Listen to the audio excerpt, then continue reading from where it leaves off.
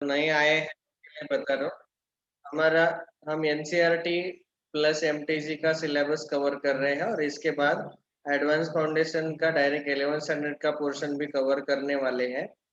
अभी पहले हम ये एनसीईआरटी प्लस एमटीजी कवर कर रहे हैं 9 स्टैंडर्ड का, उसमें चैप्टर नंबर 6 चल रहा है, geometry part, lines and angles.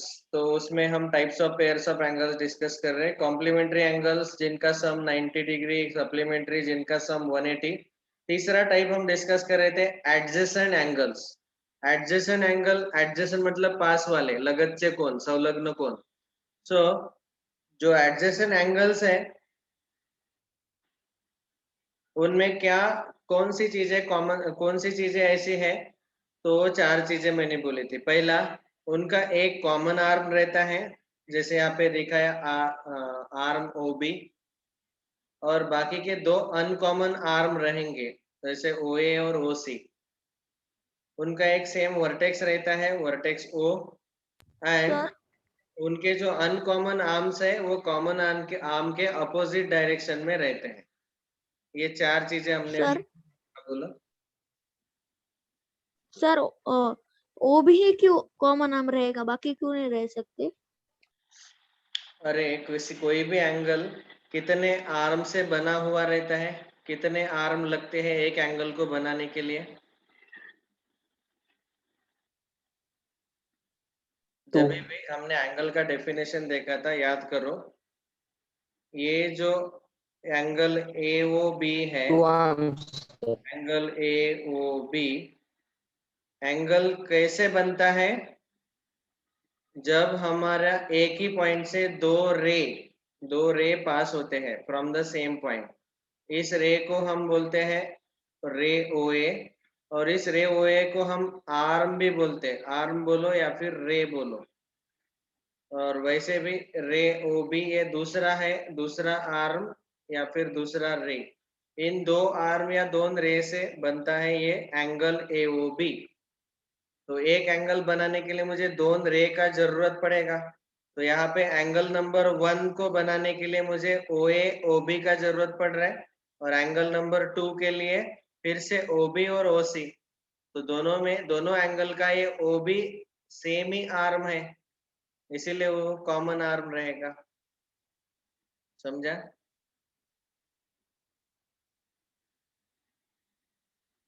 Yes sir. Okay, तो एडजेसेंट एंगल के लिए जैसे हमने कल बोला था कि ये चार चीजें आनी चाहिए, फिर से मैं बता देता हूँ यहाँ डायग्राम ड्रॉ करके। So let's say this is angle A O B, उसको बोला हमने angle number 1, angle B O C angle number 2, और इन दोनों एंगल्स को हम एडजेसेंट एंगल कब बोलेंगे? तो हम ऐसा लिखेंगे यहाँ पे, angle A O B and angle B O C are adjacent angles, are adjacent angles if number 1, if they have one common arm, उन दोनों में एक आर्म कॉमन रहना चाहिए।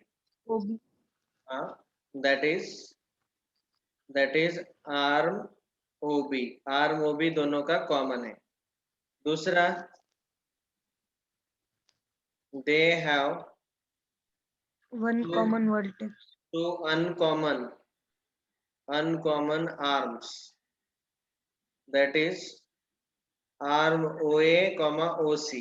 ये दोनों अनकॉमन है, ये बीच वाला कॉमन है दोनों में, दोघांमध्ये सामायिक common, and O A and O C is uncommon.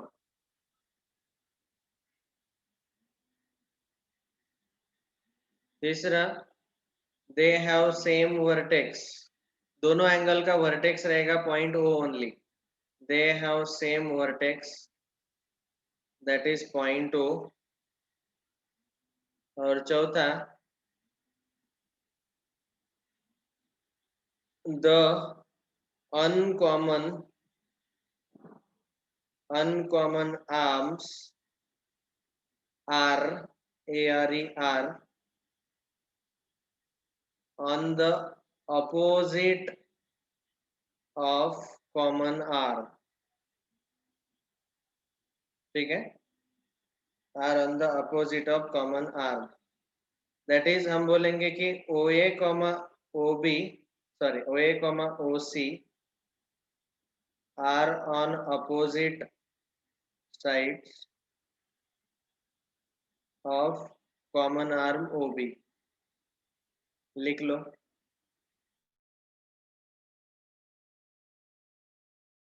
Sir लिख लिया.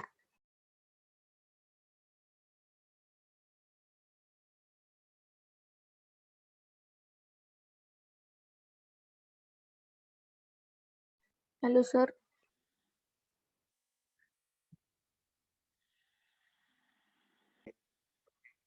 ये था हमारा तीसरा टाइप एडजेसेंट एंगल्स. तो एडजेसेंट पास वाले एंगल जिनका घर आसपास ही ऐसे दोघांच्या घरांच्या भिंती एकमेकाला लागून आहेत. ओके, उनका एक कॉमन रे है वो भी. Next definition number 4, angles in linear pair. Angles in linear pair. Angles in linear pair का तो यही है, लेकिन इसका डेफिनेशन क्या है देखो. एडजेसेंट एंगल्स मतलब हमें दोनों एडजेसेंट एंगल्स ही लेने हैं. लीनियर पेयर का मतलब एडजेसेंट एंगल्स, दोनों के दोनों एंगल एडजेसेंट एंगल्स रहने चाहिए. Adjacent angles whose sum is 180 degree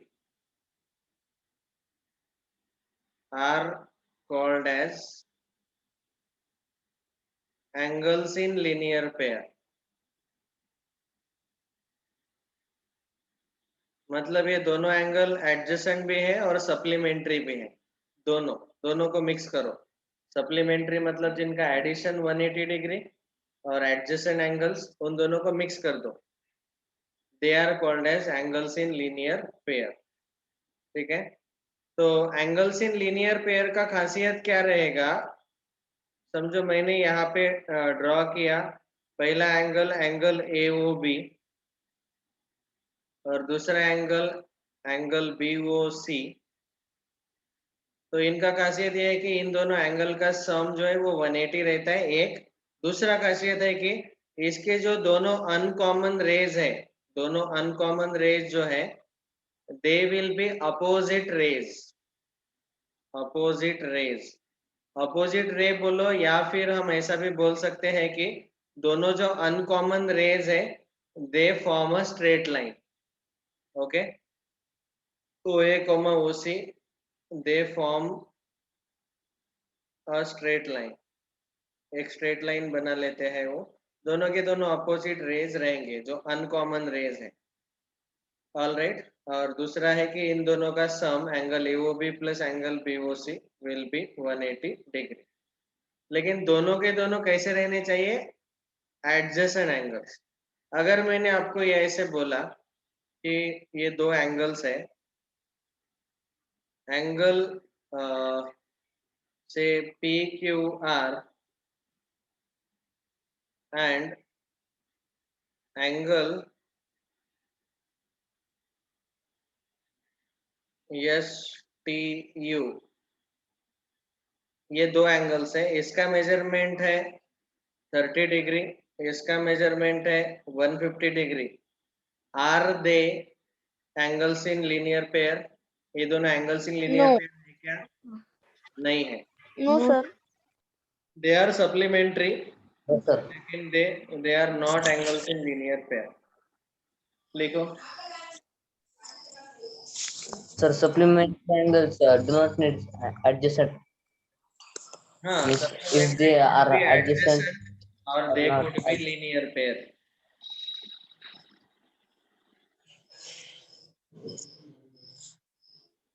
Means in supplementary adjacent angles are required. Yes, then only they will be called as angles in linear pair. Supplementary ये तो रहने सारे ही जो चाहिए, लेकिन पर दिन हाँ, supplementary. बोलो, मुझे समझा नहीं. Sir, means these two angles, 150 degree and 30 degree, these are not supplementary angles. नहीं, वो दोनों सप्लीमेंट्री है, लेकिन दोनों एडजेसेंट नहीं है। ये दोनों सप्लीमेंट्री है। सप्लीमेंट्री मतलब सिंपल, दोनों का एडिशन 180 रहना चाहिए, सम 180 रहना चाहिए। इन दोनों का सम 180 है, बट ये दोनों एडजेसेंट नहीं है। एडजेसेंट होना मतलब एक कॉमन रे लगता है ऐसे, और एक दोनों बाकी के अनकॉमन रे चाहिए। तो बहुत सारे स्टूडेंट मिक्स करते हैं और ऑब्जेक्टिव क्वेश्चन इसी छोटे छोटे पॉइंट्स को कैच करते हैं। ऑब्जेक्टिव क्वेश्चन सॉल्व करते हुए आपको तब पता चलेगा। अभी मैं इतना स्ट्रेस देके डेफिनेशन बोल रहा हूँ, तब आपको समझ में आएगा जब ऑब्जेक्टिव क्वेश्चन हम सॉल्व करेंगे। ठीक है,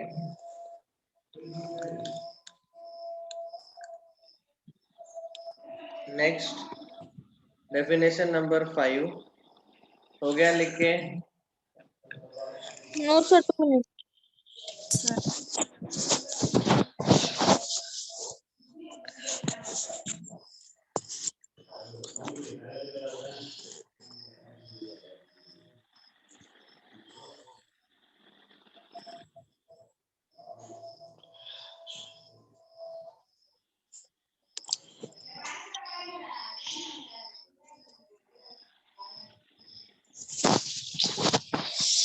अरे बजाला की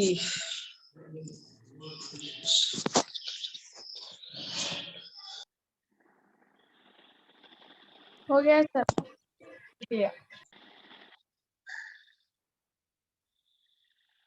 next number 5, vertically opposite angles.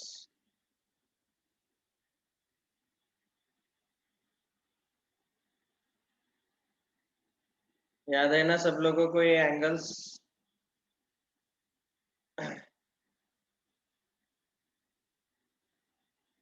Yes sir. Yes, तो यहाँ पे समझो दो स्ट्रेट लाइन्स है, straight line A B and line C D, both are intersecting say at point O. Then because of their intersection we get total 4 angles here, angle 1, angle 2, angle 3, angle 4, ये 4 angles बनते हैं। अभी इनमें से अगर दो दो एंगल्स हमने एडजेसेंट लिए, ये एंगल 1 एंगल 4 एडजेसेंट है, एंगल 1 एंगल 2 एडजेसेंट है, 2 और 3 एडजेसेंट है, 3 और 4 एडजेसेंट है, तो ऐसे एडजेसेंट एंगल के पेयर्स हमें मिलते जाएंगे। अभी जो नॉन एडजेसेंट एंगल्स है, मतलब एंगल 2 और एंगल 4 और एंगल 1 एंड एंगल 3, ये जो एंगल्स है इनको हम बोलते हैं वर्टिकली अपोजिट एंगल। इसीलिए मैंने एडजेसेंट एंगल के ऊपर ज्यादा स्ट्रेस करके बोला, क्योंकि वो वर्ड यहाँ पे भी आया और यहाँ पे भी आ रहा है अभी। So I am writing definition, when two lines intersect, जब दो लाइन एक दूसरे को इंटरसेक्ट करते हैं, when two lines intersect, the non-adjacent angles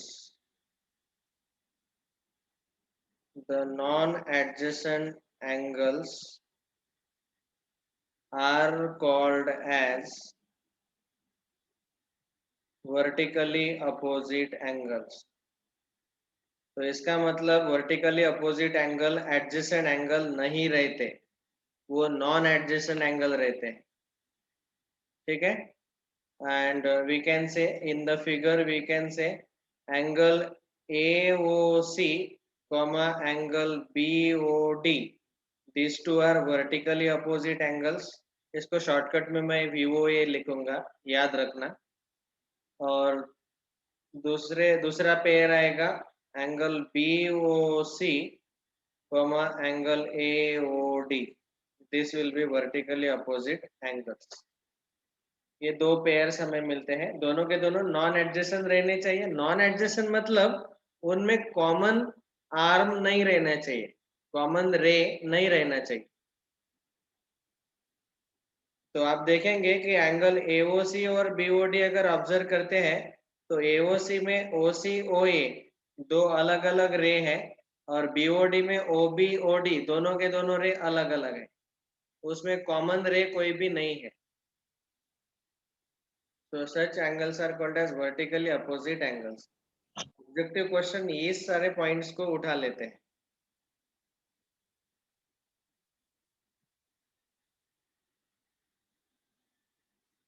sir लिख दे।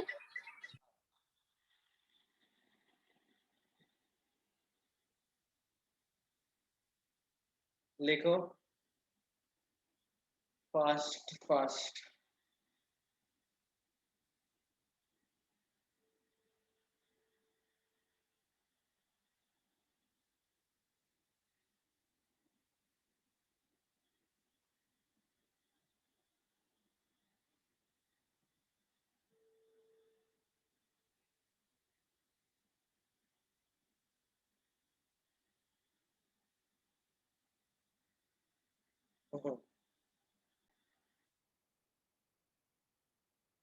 चलो नेक्स्ट, हो गया लिख के?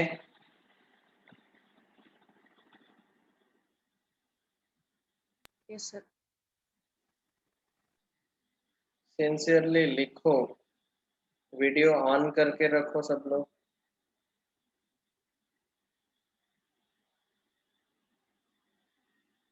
ओके, अभी last one point we will discuss then stop. एक थ्योरम है, that theorem says that vertically opposite angles are always equal. Vertically opposite angles, अब तक हमने ये पढ़ा है, पता है हमें vertically opposite angles are always equal, लेकिन अभी इसको हमें प्रूव करना है। तो इसके पहले हम ऐसा भी लिख सकते हैं, prove that vertically opposite angles are always equal. तो इसका प्रूफ देखो, मैं 2 मिनट में बता देता हूँ। सी, यहाँ पे है लाइन AB और लाइन CD। लाइन AB और लाइन CD दोनों एक दूसरे को से पॉइंट O में इंटरसेक्ट कर रहे हैं और उसकी वजह से ये एंगल्स बन रहे हैं, एंगल 1, एंगल 2, एंगल 3, एंगल 4। तो हमें गिवन रहेगा यहाँ पे line AB, CD intersect at point O, capital O। ये प्रूव करना है हमें, ये स्टेटमेंट थ्योरम। ABCD दोनों पॉइंट O में इंटरसेक्ट करते हैं और उसकी वजह से जो अपोजिट एंगल्स बने हैं, vertically opposite angles, that is angle AOC equal to angle BOD, ये हमें प्रूव करना है। इक्वल बोलो या कॉन्ग्रुएंट बोलो। और दूसरा pair angle BOC is congruent with angle AOD, ये हमें प्रूव करना है। ठीक है, अभी इसका प्रूफ भी बिल्कुल आसान है। आप देख सकते हैं डायग्राम देख के कि angle 1 plus angle 4 is equal to 180 degree. Angle 1 और एंगल 4 इन दोनों का सम 180 क्यों आया, कौन बोलेगा? सर लीनियर पे। यस, इसका रीजन आएगा एंगल्स इन लीनियर पेयर। ठीक है, वैसे ही इसको बोलेंगे हम इक्वेशन नंबर 1। वैसे ही angle 1 plus angle 2, angle 1 plus angle 2 will be equal to 180 degree. यहाँ पे भी सेम रीजन आएगा, angles in linear pair 1 plus 2, ये दोनों भी लीनियर पेयर में ही है। सो इन दोनों इक्वेशन फ्रॉम 1 एंड 2, उन दोनों का राइट हैंड साइड सेम है, तो इसीलिए हम बोलेंगे इनका लेफ्ट हैंड साइड भी इक्वल आएगा। मतलब 1 प्लस 4 इक्वल टू 1 प्लस 2, दोनों साइड 1 1 कैंसिल हो जाएगा और हमें मिलेगा angle 4 equal to angle 2। Angle 4 मतलब क्या है? Angle 4 is nothing but angle BOD is equal to angle 2 मतलब एंगल AOC। ओके, यही तो प्रूव करना था, ये वाला। तो ये पहला पार्ट हो गया, हम बोलेंगे हेंस प्रूव्ड। ऐसे ये प्रूव हो गया। और वैसे ही हम ये दूसरा वाला भी प्रूव कर सकते हैं, AOC इक्वल टू BOD। बस उसको लिखना है similarly we can prove angle AOC is equal to is congruent with angle BOD। इसको प्रूव करने का जरूरत नहीं, बस इसको सिमिलरली करके लिखो। प्रूफ समझ में आया सब लोगों को? 1 + 4 Yes, sir. 1 + 2 180, तो उन दोनों का राइट हैंड साइड इक्वल है 180 180, तो लेफ्ट हैंड साइड को इक्वल ले लो, 1 को कैंसिल करो तो 2 = 4 मिलेगा, हेंस प्रूव्ड। लिख लो। So with this we stop today, thank you all. इसका फोटो मैं ग्रुप पे भेज देता हूँ, या फिर टाइम है तो लिख लो।